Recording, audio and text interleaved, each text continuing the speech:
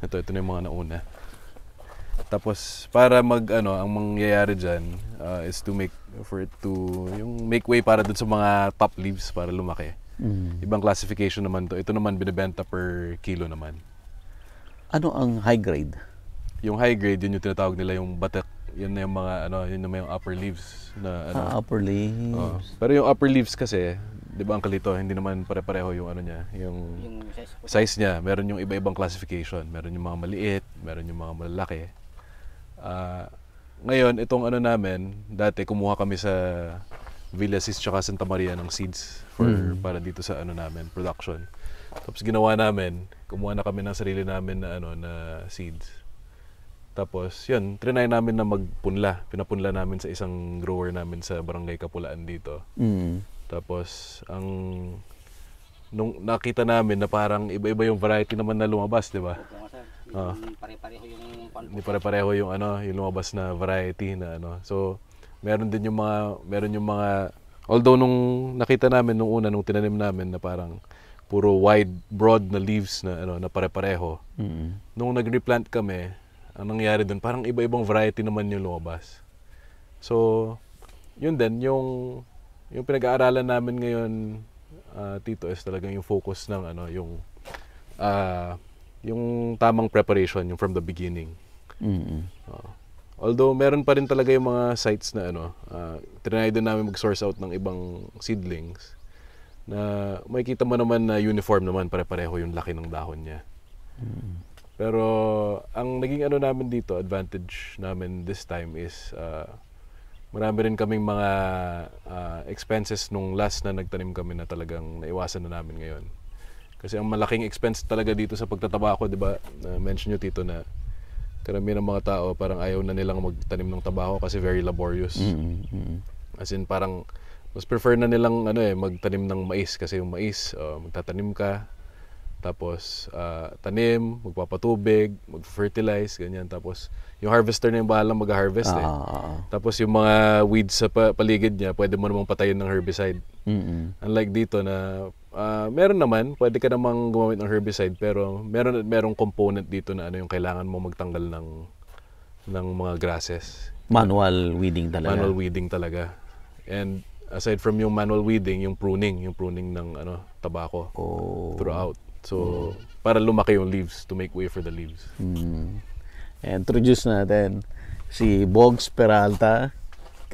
Na-feature na natin siya before doon sa kanyang cattle farm. But this time, tabako po yung pag-uusapan natin. And kagaya na nasabi ni Bogs, mag-relearning tayo. Relearning, yeah. Kasi talagang, way back, nung bata ako, halos lahat ng barangay, kahit sa San Aurelio, nagtatanim ng tabako Pero nawala lahat yun. Nawala lahat. Tatanungin mo yung mga, Tito, yung mga, siguro marami sa kanila mga playmates mo dati nung bata ka pa, Tito. Tatanungin mo sila. Pag nagpo-post ako ng videos dito na nagtutusok sila Uncle Lito, parang nanonostalgia sila. Relate sila. Nung bata ako, nakikitusok din ako, parang gano'n. Which is something na, yun, nawala na talaga recently.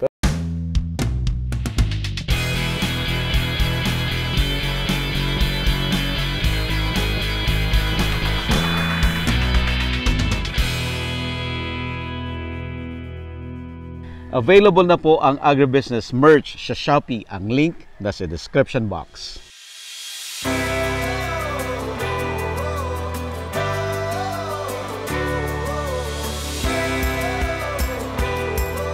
Pero kami kasi, kaya rin namin pinush through kasi parang yun, nakita nga namin kasi ilan lang naman yung nagtatabako dito. So, andun yung opportunity. So, right now, itong native tobacco is yun, relatively highly valued kasi parang iilan na lang kami And yun, kaya marami sigurong ayaw magtanim din dahil sa labor, very laborious.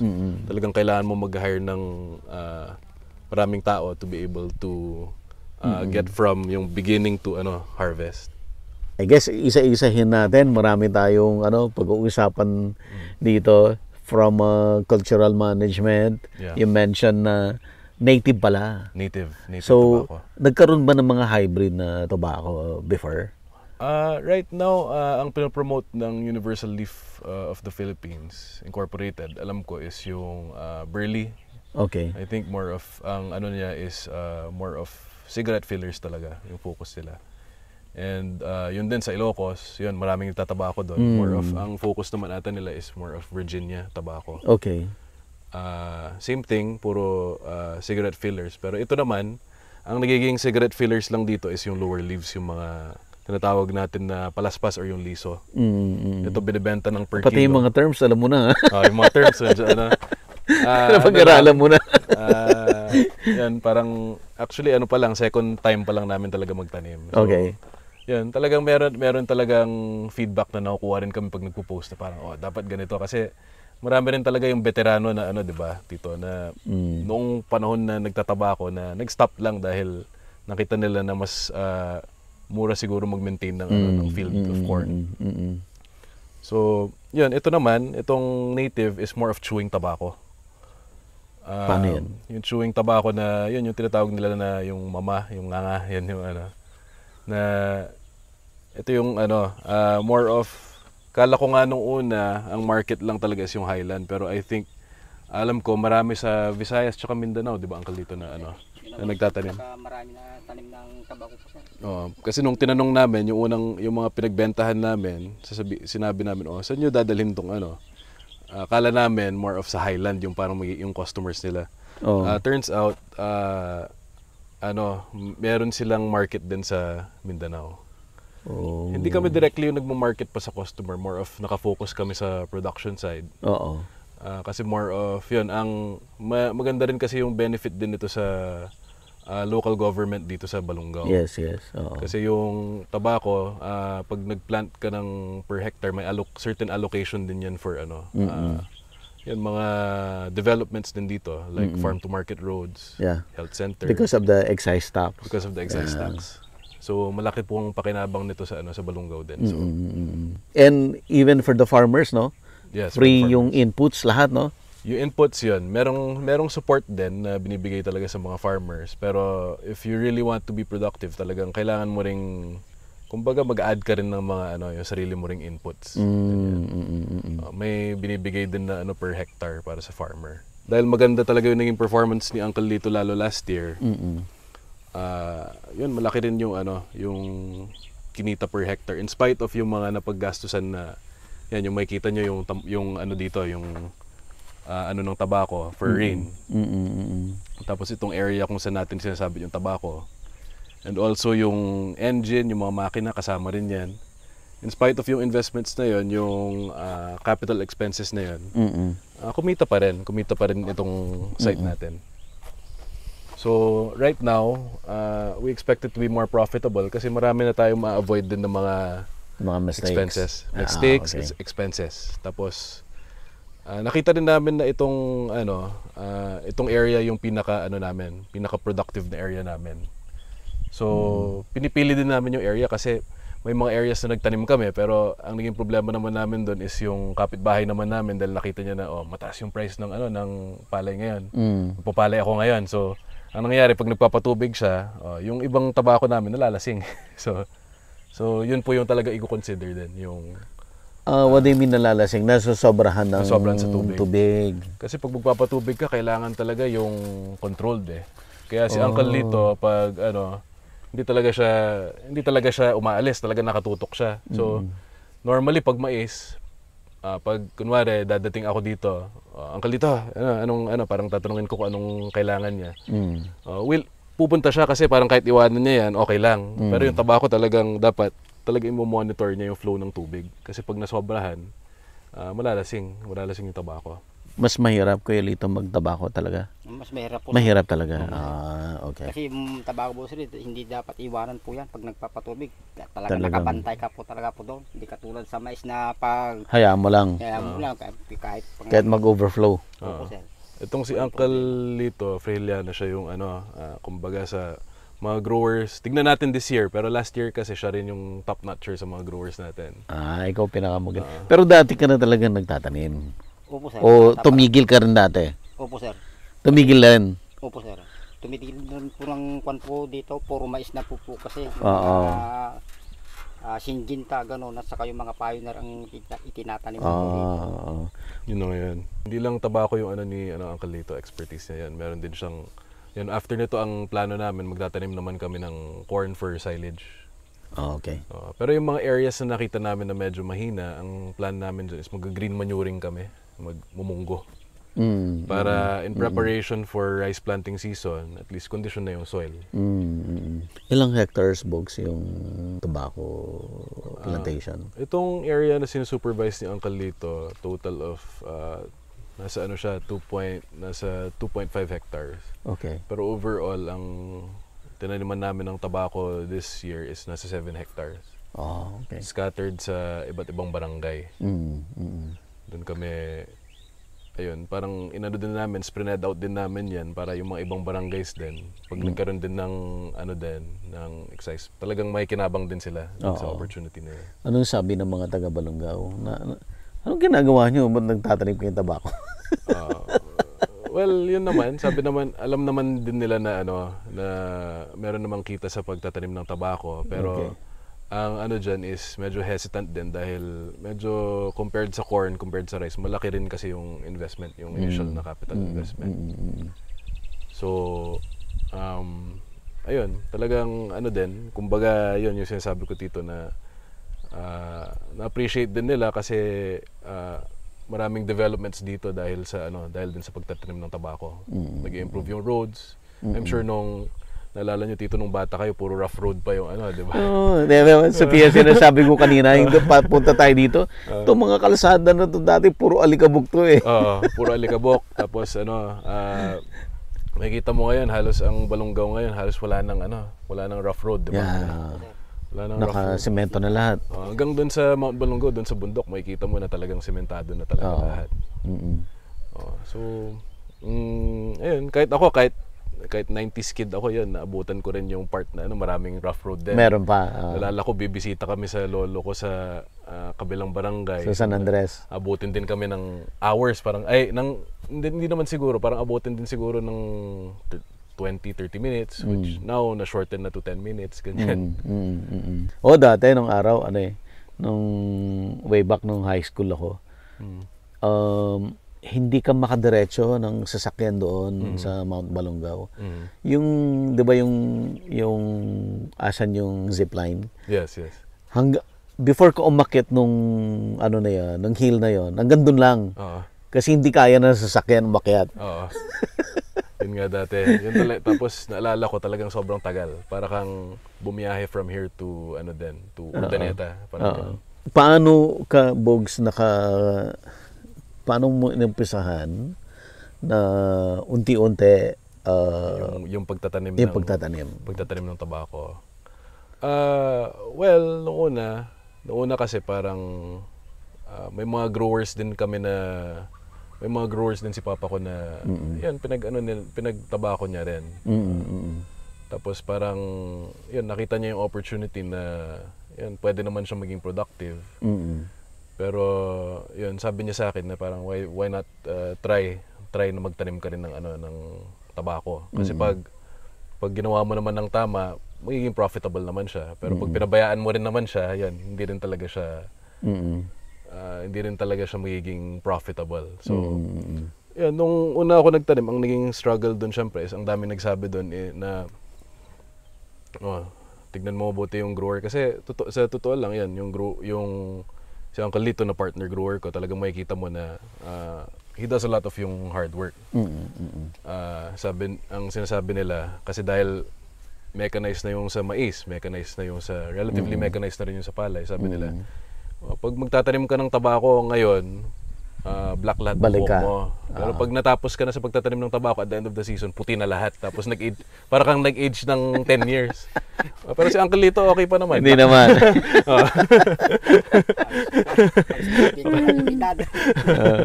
Okay pa naman siya. Pero yun naman yung sabi nila. So, yan, ang daming dahil very, very laborious. So, ang dyan, since maraming tao rin na may experience dito sa Balongaw, yun, trinay namin sa iba-ibang sites para kumbaga magkaroon ng makita ko rin yung iba't ibang approach nila sa pagtatanim ng tabako. Kasi may kanya-kanyang best practices yan.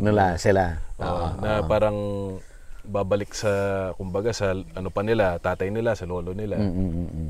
Yun yung babalikan nila na ano nila. So, yun, hindi same approach sa lahat. Parang hanggang ngayon, marami pa rin kami experimentation. Parang tinitignan namin ano yung pinakamagandang approach. Tapos kung anong pinakamagandang approach, gagawin namin, i-adapt din namin sa iba't ibang sites, iba-ibang location.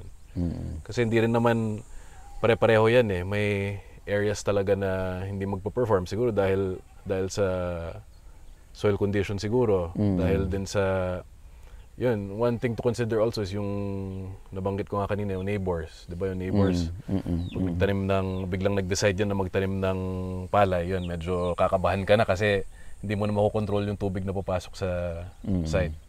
Unlike dito, kaya maganda rin yung ano namin dito, yung naging performance din namin dito. Syempre, number one is yung management din ng partner grower natin. And aside from that, yung dito kasi nakokontrol mo yung ano ng tubig. Hindi siya yung parang unlike dun sa ibang site na nakapasukan ng tubig sa mga dam. And at the same time, of all areas talaga ito yung pinakamagandang soil condition compared dun sa ibang ibang areas. Ano ko lang, Bugs, dun sa audience natin para maintindihan nila yung context. Yes. Si Mayor, former Mayor Philip, ay nag-gather siya ng iba-ibang mga farmers para magtanim ng tabako. Tapos, from there, si Bugs, daddy niya si former mayor, and nag-decide din siya na mag-grow ng sarili niya. Yan yung yan yung context. So, all in all, dito sa Balungaw, including you and farmers from different barangays, ilang hectares na tayo? Ilang hectares. Not sure about yung actual data, pero yung native tobacco farmers natin dito last year, umabot din tayo ng somewhere between 20 to 30 hectares. Okay. Pero mas marami naman yung nagtatanim for ulpi, yung burley tobacco kasi doon naman dahil parang private company siya. Yun, pino-provide nila yung inputs. Yung company nagpo-provide ng inputs. Lahat ng inputs yun provide ng company. Yun yung so hindi ko rin alam kung ilan yung total, pero yun, more of yung local government talaga yung nakakaalam kung ilang hectares.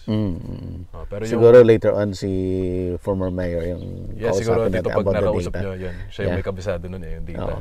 Pero ang tanong ko kasi relatively bago ulit ngayon to. Ngayon lang ulit nag-start. Sinong bumibili ng aside from na mention mo na yung isang company ay they provide yung inputs, therefore sila yung bibili ng sila yung bibili, harvest. In your case, sinong bibili ng ng harvest mo? In the case of Ulpi, yun. Sila rin yung bumibili ng yung produkto nila. Pero kami naman, nag-entertain kami ng iba't ibang buyers from La Union, from parts of Pangasinan. Tapos sila na yung bahalang mag-consolidate tapos magbenta dun sa market. I see. Yun yung kami naman talaga, ang focus po namin as of now is yung production side muna. Kumbaga iniintindi namin tapos later siguro, pag malaki na, then siguro doon namin i-consider. Butit may nagko-consolidate ng harvest. Meron naman po dito. Yun yung maganda doon kasi talagang meron silang access to market sa Mindanao tapos sa far north ng Luzon. So rin yan. Yun din yung last na tabako na tanim namin, medyo late kami na nagtanim. So ang naging problema namin doon, naabutan namin yung lower yung price. So stinak namin siya ng hanggang December. Tapos doon lang namin siya nabenta at nabenta naman ng high price, pero ang problema nga lang doon yung waiting time. Okay. Kaya sabi namin, ang ko naman sa mga growers is avoid na lang natin lahat ng mga mistakes natin last time para mas makatipid. So at least pag mababa yung price ng tabako, maabutan natin yung ganun kasi hindi naman natin makontrol yan. At least ready tayo, may kikitain pa rin tayo kasi sayang din yung capital na yan na pwedeng bumalik sa'yo, pwede mo i-reinvest sa pagtatanim ng palay or corn. But at least it's something na pwede mo palang i-store. Hindi yung kagaya nung halimbawa halimbawa yung onion, na late ka, Mhm. na nagdagsaan na sa market, di ba? Kung ikaw small farmer, you don't have a choice but to sell. Yes. Kasi you don't have the capability to store, Yes, diba? yes. Doon sa storage. So, ganun yung nangyayari. Wala kang choice. I-dispose mo talaga kahit mababa yung presyo. But at least dito, kung mababa presyo, kahit ganito lang, na-store mo siya. Pwede mo siya Or i-stock. meron siyang special, ano rin, Oo. special way to store para hindi masira. Ang ano lang namin dyan is later on, ano namin siya, isa-stock namin siya na parang ganyan, no? Ganyan. Ito, kumbaga, ito yung kakatanggal lang nila dyan sa, ano, sa sabitan niya. Oo. Tapos, Parang naka-file na ganun yan eh. Parang square. Naka-file. Yan. Tama? May kita nyo dito Kuya, sa no? kabila. Ganun yun, no? Yan. Yan yung ano. Yan. Yan yung proper na ano. Yan yung proper way. Ito yung pangalawa. Kumbaga, ito yung parang kakakuha pa lang nila. Ang gagawin din natin dyan is i-file din nila. I-file din nila into a square na ganyan. Importante, wag lang mabasa. Opo, sir. So, may ano ka, yung ito, yung... Mababasa po kasi po ito, sir. 18 na po ito. So, ang isang matrabaho dyan, Talagang hindi mababasa po talaga.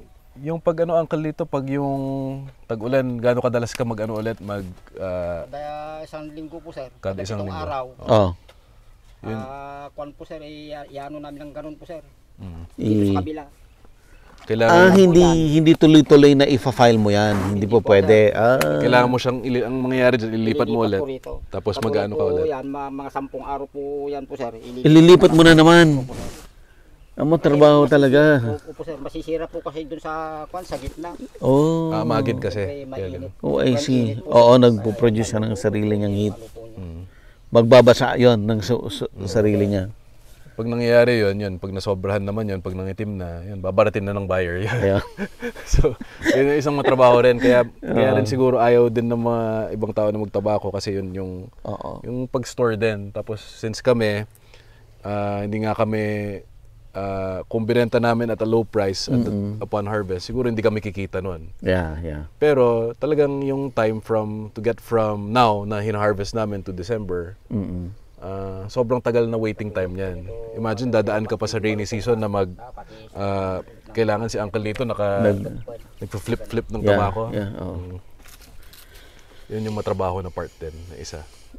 Pero right now, since marami naman kaming mistakes na na-avoid, marami expenses, I think right now, mabibenta naman na siguro namin at a profit kahit hindi masyadong mataas yung price. Pero ngayon, okay pa presyo at this point? Mga bandang March na ngayon, okay pa? At this time, yun, malalaman din natin yan upon, pag na-file na namin ng ganyan yung higher leaves namin. Pero, nung last year, nabenta namin ang tawag kasi dyan is isang pardo. Pardo yung parang unit. Na binibili ng mga buyers at 14 to 18,000. Pag maganda yung leaves, pag malalaki yung leaves, yun, may benta niya ang pardo kasi is like, yung isang tusok, di ba, 30 ang inaano mo dyan. Tapos 120, so parang 3,600 leaves. Yung 3,600 leaves, yun, could be worth either 18,000 or 14,000. Depende sa size niya, depende sa quality. Yung ganong klaseng gadaming dahon na yan, ilang kilo yon na dried? Dried yun kasi kami naman, mas okay I think para sa amin na magbenta ng pardo kasi parang kami hindi na namin trinay kasi yung per kilo sa ano eh. Hindi na. Dito lang kami nagbebenta ng per kilo dito sa Liso. Nabenta namin last year at 80 per kilo pero this time ang prevailing na price niya is nasa 100 pesos per kilo.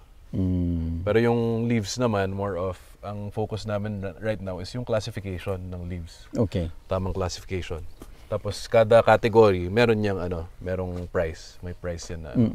But yung isang laso, ano bang term? Yung liso. Liso. Yung isang liso, ilang, in terms doon sa kukuhanan mo ng dahon na plantation, gaano kalaking area yan, yung kinuhanan mo ng isang liso na yan? Yung liso is more of, hindi naman siya unit, more of, yung liso is what we call yan yung mismong tawag sa dahon, yung lower leaves na hinaharvest. Okay. I see. Tapos yun. Ito yung... So the whole plantation, kunin mo lahat yung lower. That's the liso. Kukunin mo lahat ng lower leaves I niya. see. Yung, talaga. ilan yung kinukuha niya, Uncle Lito, na ano? Bale, Kada? po sir, 5 pababa. 5 pa ba yung ano nila, yung kinukuha nila. Kinukuha. Per kilo na yan, per kilo. Okay. Oh, I see. Kasi Tapos- yung matitira na po kasi yun ang batik na po yun. Lahat na po yung batik na. Pati yung maliliit, batik pa rin po yun. Mas maganda, better yon, mas mataas ang presyo na. Mas mataas yung presyo na. Yung Yun naman batik. yung chewing tobacco na tinatawag. Ilang leaves ba yung ano, 'di ba? Nasa 10 to 12 leaves, 'di ba? Yung batak na, yung matitira. Yung natitira. Tapos 10, siyam, ganun. So ilang beses ka mag-harvest ng tabako for the whole cropping cycle? Kuwan po sir, bari 3 bisis. Tatlo. Kasi, 3 po sir. Kasi, Yung lower leaves, which is yung liso, and then at saka yung batik na po sir. batik na. Opo, sir. Yung batik 2 times. Isang bisis lang po sir. O di 2 beses ka lang nag-harvest. 2 bisis lang po talaga. Okay. Mm. Yung batik mo iba-ibang iba-ibang ano yon, time. Ang sinasabi Unti-unti. siguro ni Uncle Lito is more of yun din kasi meron din yung mga mahuhuli. So, okay. yun yung third time. Yun yung third.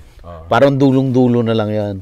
Parang sisimutin mo lang. Yung mga ganun. Yun. Kung nakita niya na parang may pag-asa pang medyo lumaki to, mag-improve, ihuli ko to. Unahin ko na yung mga pinakamaganda. Tapos, palakihin ko muna yung iba. I see. Yung next na pupuntahan natin plantation, na-harvest na yun, hindi pa? Ito, younger hindi pa. yan. Hindi pa. Meron pa yung Younger part yan. na hindi pa na-harvest. Okay, Ano sige. na siya? Ready na siya actually for harvest dito. Pero, inuuna pa namin itong area na to. Tapusin mo na to. Kasi yung area na yun, under Uncle Lito rin. So, kailangan din natin i-monitor yung harvesting ng kabila. Pero bago tayo mag-move, gusto ko lang tanungin, itong plant ngayon, namumulaklak na siya. Yes. Meaning, nandun ka na sa dulo halos ng yung life cycle niya. Ito yung actually ito, natanggal na lahat ng leaves Ng na kailangan leaves. namin dyan. So, ang namin dyan, yung bulaklak na i-maintain namin dyan, talagang purposely for na lang yan, pagkukuha na lang namin ng buto for replanting ulit. Pero, I think dito, itong site na to, hindi siya masyadong ideal for that. So, ang plano namin dito is, yun, hayaan muna, kasi busy pa kami sa pag-harvest ng leaves. So, for the Kaya mo meantime, lang muna dyan. hayaan muna namin, tapos, mag-spread na lang kami ng manure, chicken manure, cattle manure. Tapos, ilaland prep namin for either corn or munggo. Diretso na yan. Pag linan prep mo na yun, kasama na yan dyan. Diretso na dito. I see. Yun po. Bakit hindi ideal to get seeds for replanting? Kasi nakita po namin na iba-iba yung niya, variety. Yung variety. Kumbaga kami, may particular variety kami na gusto at ito kasi parang nasingitan ng ibang varieties. Oh, I see. Hindi siya uniform. Oo. But yung ibang part ng plantation, perfect na yan. Tama yung selection na. More of tama yung naging yung selection Okay. ng So, yun, talagang never ending siya, learning process. So, ngayon marami kaming na-correct. Kala namin parang nung na-correct na namin, okay na, parang tingin namin pero Madami po pala. meron talagang kumbaga variances ganyan. So, kami naman anong pwede nating correct tapos improve sa next na cropping yan yung namin. But at least it's something na you can produce your own seeds. Yes, pwede. Pero yun, Depende lang doon sa gusto ng same din. buyer. Ang din namin dyan is kasi meron din kaming mga kumbaga mistakes na parang hindi pa namin alam kung bakit ganun yung naging mistake namin. So magko-consult talaga kami sa mga experts, yung mga mas marunong talaga sa amin. Tapos yun na lang yung i-apply namin sa next na cropping. Kasi yun, hindi na kami pwede magtanim din ulit. Abutin na kami ng rainy season. Talaga pag may na-realize ka na mistake mo, hihintay mo talaga yung next cropping cycle, no? Yun nga yung kaya yun din yung namin, parang gusto na namin i-implement, pero Hindi mo ma-implement. Unlike pag rice, yung rice naman, pwede kang mag-plant ngayon, tapos makita mo kung ito yung naging mali ko ngayon. So next na cropping naman, at least pwede mo implement agad. Implement ka Itong agad. tabako talagang may certain time of the year lang na pwede kang magtanim. Yeah, which is ang ideal time is starts planting anong month? Dito sa amin, parang November. Meron November. nagtatanim sa katabing bayan namin dyan sa Santa Maria. Meron mga nagtatanim at sa October. Kasi siguro mas maganda yung ano nila, mas well-drained yung soil nila, mas sandy. So, ang kagandahan nun, mas nakakapagtanim sila ng maaga. So, ang kagandahan nun, nabibenta nila yung tabako nila ng magandang price. Maganda yung price. So talagang tabako talaga is a second crop talaga after rice. After rice, That's parang ano it, siya. Dati, di ba siya yung second crop dati dito nung hindi pa nauso dito yung corn, di ba? Ngayon, more of ano na ang tao, mas nakafocus na sila sa pagtanim ng corn. Ng corn. Okay. Which is, i-discuss din natin later on, ibang feature story kasi maluwang din yung corn plantation dito sa Balongaw. Yes, yes. Actually, nung araw, di ba, wala namang mga drone nung araw. Lumaki ako dito sa San Aurelio. Hindi ko alam na yung likod ng San Aurelio. Ang laki palang taniman ng rice, taniman ng corn. Nagulat ako nung lately lang nung nagpo-post si Eric ng nagugulat ako, may ganyan pala kalaking tani. Huge na lang, massive talaga na plantation yung nagugulat ako. Grabe. Marami rin talaga yun since scattered sa iba-ibang barangay yung itong mga plantation. So, nakikita ko rin, bibisita ko rin yung mga nakikita ko rin yung conditions dun. Makikita mo na through going around kung ano talaga yung ideal na itanim dun. Kasi hindi naman all areas na pwede naming taniman, pwedeng lagyan ng tabako eh. Yes, yes. Some areas talagang, yan, pwede pang rice lang, pwede pang corn lang. Ngayon, magtatanim kami ng corn, pero dahil aabutan na kami ng rainy season, pag inantay namin for commercial, ang magiging focus naman namin nun is silage na. Silage na. Silage production. So, ganun ka-crucial yung timing talaga. Important talaga yung sobrang important talaga yung timing based sa realization namin. Kasi dati, ang nangyari doon, ano lang kami, kahit rainy season, talagang sinusugal namin kasi pag hindi kami nagtanim, magugutom yung mga alaga naming baka. So, kami naman, ngayon ang focus namin ngayon is to maintain the right number of cattle na kaya namin i-sustain on grass, tapos partially silage. Ayun, right now, sa next na pwede na kami mag-plant at the right time kasi hindi na kami pressured kailangan namin magtanim dahil kailangan namin magpakain ng livestock. But at least dito sa Balongaw ngayon, nung araw kasi talagang aasa ka lang sa ulan, di ba? Yes. But ngayon at least, di ba, may mga magagandang irrigation system, yes, may mga dam, develop na yung mga irrigation system compared sa mga na trinabahol at ni Mayor yan.